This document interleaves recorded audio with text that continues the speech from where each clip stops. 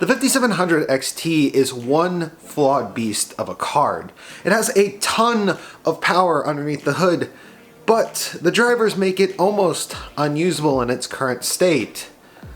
So, let's talk about it.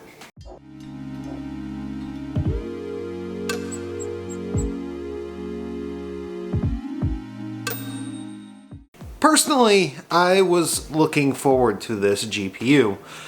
Nvidia released the 20 series cards at anywhere between $100 and $200 more expensive than the previous generation. Now, coming from a 1080, I was looking forward to buying a 2080, but I was definitely not looking forward to paying that price. Essentially, I looked at the increase in performance to the increased cost and kind of decided, you know what, I really didn't need this. Now, previously, I had used AMD cards and I had found them to be pretty interesting, to say the least, and that they were generally more affordable than the Nvidia option. So, when I heard rumors of the Navi GPUs, I felt a bit of anticipation. You see, AMD hadn't really competed with Nvidia in a very long time, and so, as they were announced and revealed, I felt very unenthused. That was until some interesting shenanigans happened. Nvidia ended up releasing super variants of their cards, which actually devalued the existing cards. And AMD retaliated in a very interesting way by cutting the price of a card that wasn't even released. This took the 5700 XT down to just $400, and that got me excited. $400 for a card that's supposed to compete against a 2070 doesn't sound half bad. And, as we're about to discuss later, it could even go toe-to-toe with the 2070 Super. So, I knew my next course of action would be to save up to buy this $400 card. It would be a lot easier to save up to buy this as opposed to an actual 2080, so I got as much money as I could after the holiday season had ended, and I really just could not wait to get this GPU in my hands, to the point that I went to my local Best Buy and picked up the only model they had in stock, and luckily, at that $400 price point. I picked up this GPU, which is the MSI OC Mech edition. Now, generally speaking, I don't go for AIB design cards as they are harder to find water blocks for. More importantly, I don't buy into the whole OC thing because, well, generally speaking, these overclocks are minimal and don't really make that big of a difference. But I would be wrong in both counts on this card. You see, this card actually benefits heavily from overclocking, and although MSI's overclock is minor, it does allow the card to hit its targeted boost clocks a bit more frequently than out of the box.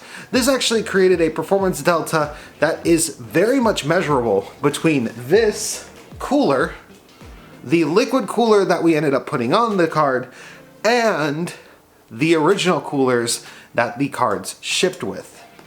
Speaking of our liquid cooler, that's actually a bit of an interesting case. It's usually harder to find liquid coolers for AIB cards that are different than the default layout. And unlike the Strix, which has become a tradition, EK does not make the MSI OC Mech coolers, which turns out to be the same shape as the Pulse by Sapphire and MSI's own Evoke line.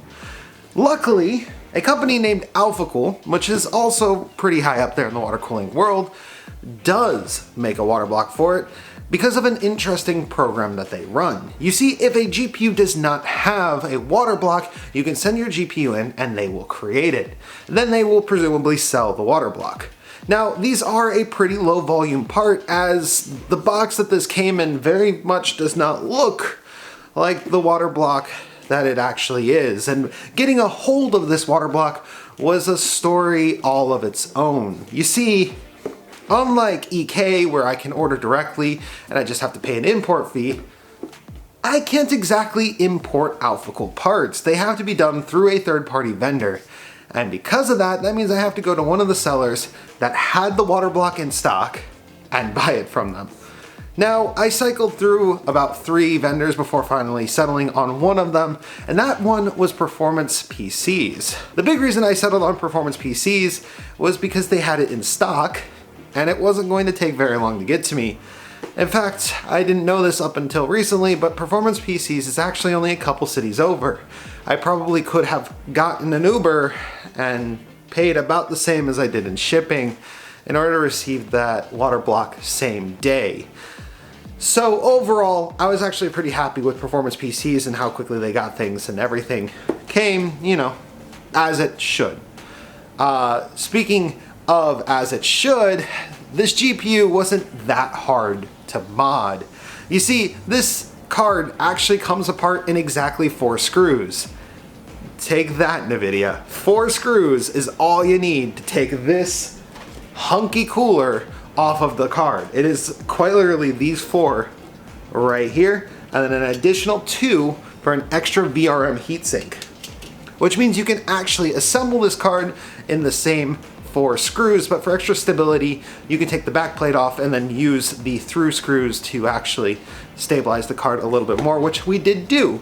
That did cause a bit of a problem though, because the back plate no longer has somewhere to screw into, except for one spot, which is what we used, which is how we have our backplate attached. So overall, Alphacool actually did a really good job of making a very easy to install Waterblock, and MSI did a really good job of making a GPU that was really easy to take apart, repair, and mod.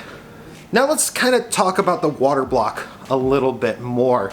Alphacool, honestly, you guys did an amazing job. It's a copper water block with a nickel plating on it. It actually matches my EK parts very well. It doesn't look odd at all. The lighting on it looks pretty good. It's kind of got like this kind of icy glass look. There's some B-roll of it in this video, which is also from the Nova build project.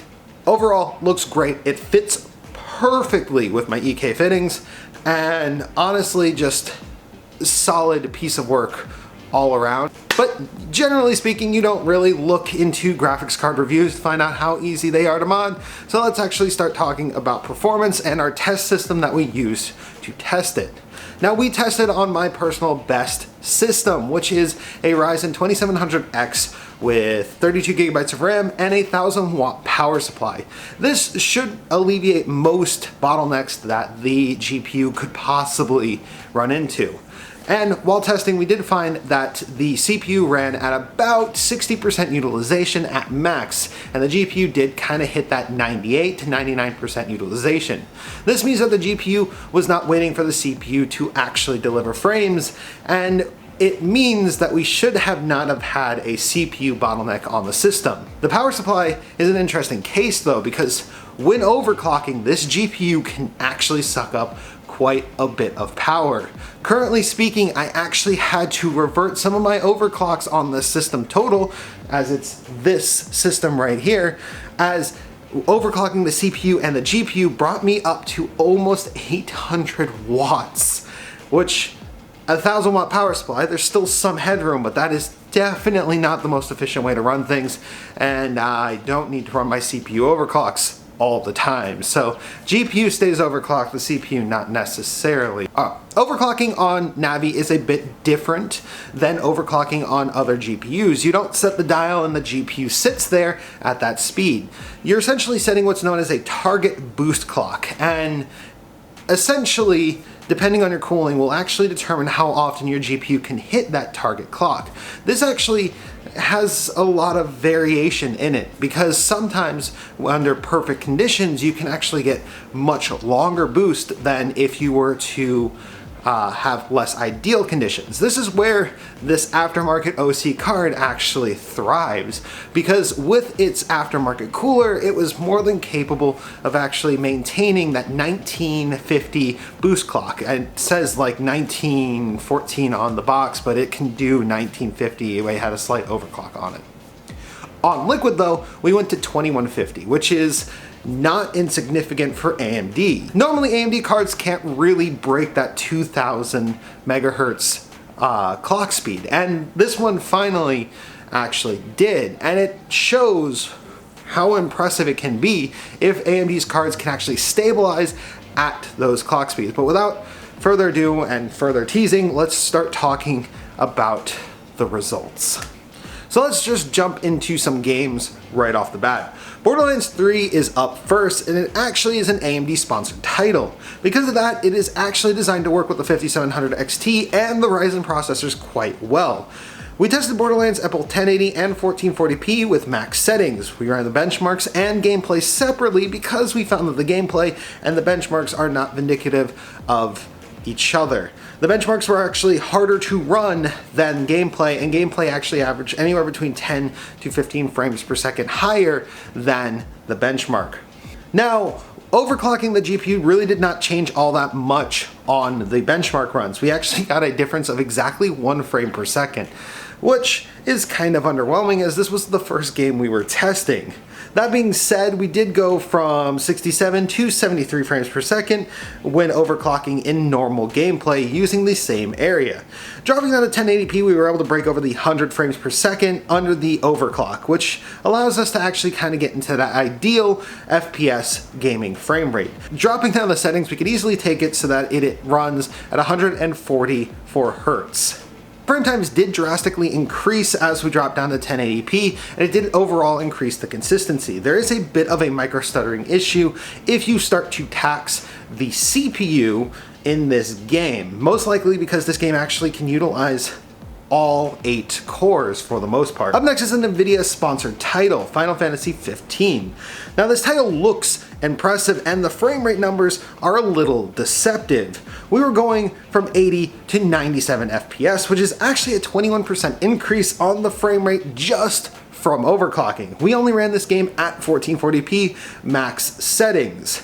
But frame times are a bit of an issue, as we had quite a bit of inconsistency and large micro stutters that just honestly made the game feel unplayable. The only way to actually mitigate this issue was to cap the frame rate down to 60, which is well below what our GPU is capable of putting out.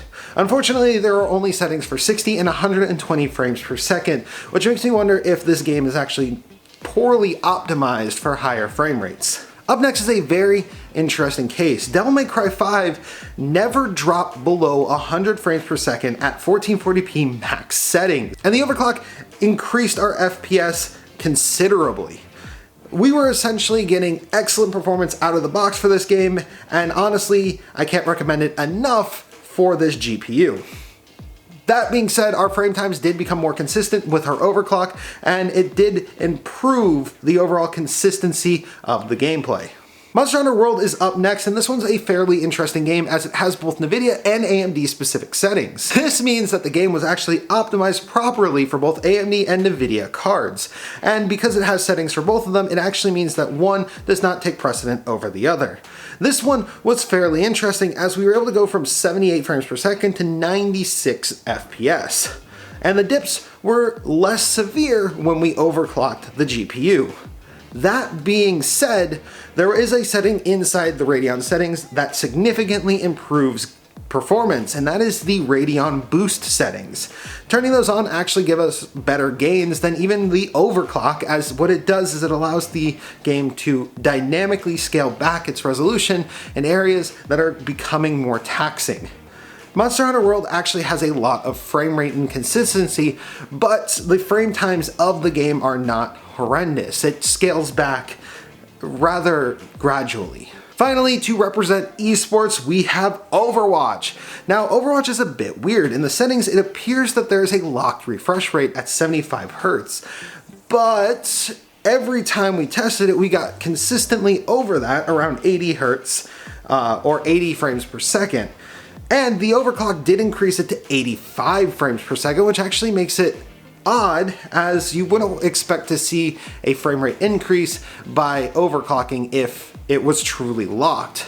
That being said, the frame times in Overwatch were easily the most consistent out of any game we played, coming in at an almost completely consistent rate each time, and at only 8 milliseconds, it honestly was lightning fast and super responsive. Let's talk about synthetics. Now, synthetic benchmarks generally aren't 100% vindicative of gameplay, which is why we started with gameplay.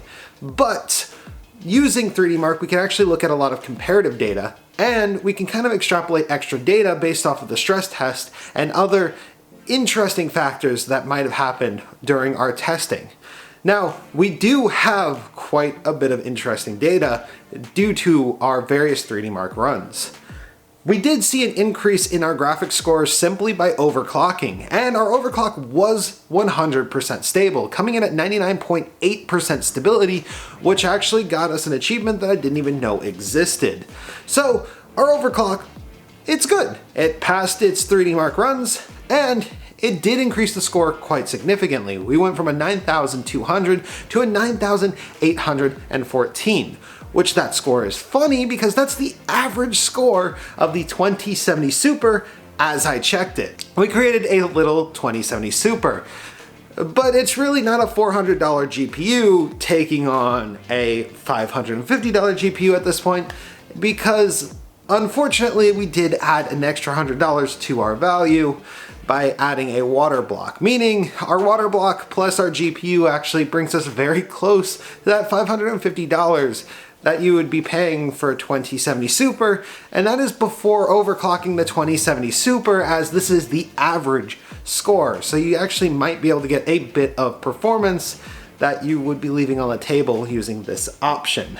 Now, there was also something fairly interesting. Our CPU score actually went down with our GPU overclock. Now, I don't quite know why this is. My only assumption is that there might have actually been an issue delivering all of the power to the CPU that it was normally doing when we started to suck more power through the GPU. That, or there might be issues with frame times specifically, and we may actually need to upgrade our CPU to actually see the full impact of this card. Temperature-wise, our GPU Waterblock actually does a really good job. Our loop is configured with two 360 radiators, one being a thick and one being a thin, essentially equaling about two medium-sized radiators. After saturating our loop, our GPU temperature averaged out around 54 degrees Celsius, which is actually only 27 degrees over ambient in my current environment. That being said, the hotspot or the junction temperature of the GPU did go up to 74 degrees, which is 47 degrees over ambient. Our memory temperature stayed around 60 degrees or 33 degrees adjusted for ambient. And our VRM temperature was around 67 degrees or 40 degrees over ambient. Overall, this card actually stayed very, very cool under some pretty interesting circumstances. You see, due to the fact that we were using the TimeSpy stress test, our CPU wasn't being taxed, and since the fans are tied to the CPU, which actually gets hotter faster than the GPU, well, essentially our GPU was in a situation where it was only taking what the fans were giving. If we were to adjust our fans to maximum speed, I'm sure we would get even lower temperatures than that. And for a 5700 XT, and let's be real about this, for a 5700 XT, this is actually a very good temperature. So should you buy the 5700 XT, or specifically the 5700 XT Mech OC edition? I would actually recommend this card, especially because currently you can get it at MSRP of $399. And realistically, for $400, you're getting a pretty impressive card for entry-level 1440p. But, and there's a huge but here, you need to be the kind of person who knows how to tweak drivers, troubleshoot, problem solve, or be the kind of person who wants to put a Waterblock on this. This card is fun to play with from a technical level, but is also a nightmare from a consumer level. As a consumer, I would not want this card, but as a techie, I love it. And the difference is I want to be able to play with my hardware, I want to be able to overclock, I want to get these gains, these performance increases from going from air to liquid and having a meaningful impact from doing so. But I'm also the kind of person who would replace my hardware if I damage it doing something like this. So in reality, the 5700 XT, until the drivers are fixed, well, it's hard to recommend to anybody who's not already technically inclined. I would recommend, in this price point, getting the 2070. Because the 2070 at least has stable drivers. I still have my 1080 and it still works just fine. The problem is, I moved to 1440p and my 1080 cannot really handle it that well. This card though does handle it, and there are a couple of tricks you can use to mitigate your issues that you would have with your drivers. One of them is making sure that everything is set to standard and off. And then you can add features back in after you figure out exactly what your setup requires. The weird part is these issues aren't consistent and they honestly baffle me. I have a FreeSync display, yet my FreeSync display seems to be related to some of my issues, as if I don't use it, then my other display doesn't seem to have the same blacking out issues that intermittently happen if I have hardware acceleration on Google Chrome. So essentially, it's complicated, it's flawed, but it is one beast of a graphics card. Thank you guys for watching. Wolfie